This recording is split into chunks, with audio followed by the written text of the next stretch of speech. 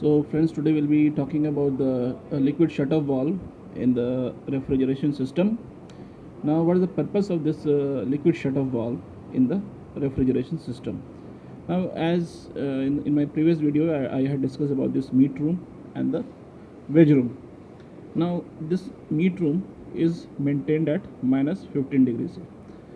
Now, suppose if the temperature of now this minus 15 is the required temperature that it has to be maintained, but a limit has to be provided for this minus 15, that is the lower and upper limit. That is suppose if the upper limit is minus 13 degrees C, upper limit is minus 13 degrees C, and the lower limit is minus 17 degrees C. So as the lower limit is reached, means there is a thermostat in this chamber. This is the cold chamber of the meat room. Here one thermostat is provided, and this thermostat is actually controlling the solenoid of this liquid shutoff valve.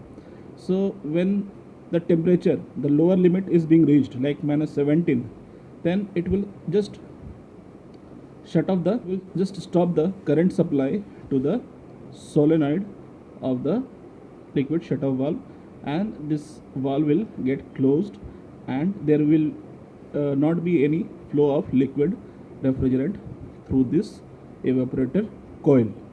So and as soon as when the temperature rises to minus 13 degrees C, what happens is that it will sense the limit has been set for the thermostat.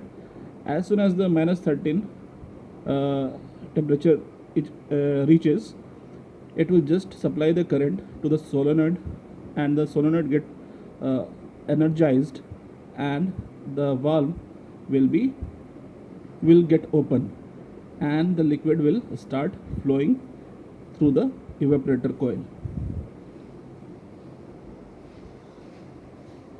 So in the veg room also, as you are seeing here, there is a liquid shutoff valve with a thermostat control. The thermostat is fitted inside the cold chamber of the veg room.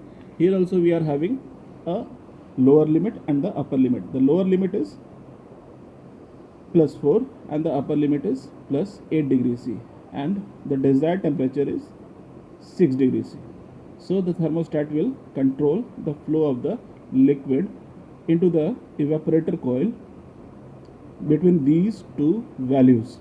So when the temperature reaches plus 4 of the chamber of the veg room, the thermostat will stop supplying the current to the solenoid of the liquid shutoff valve. This is the liquid shutoff valve,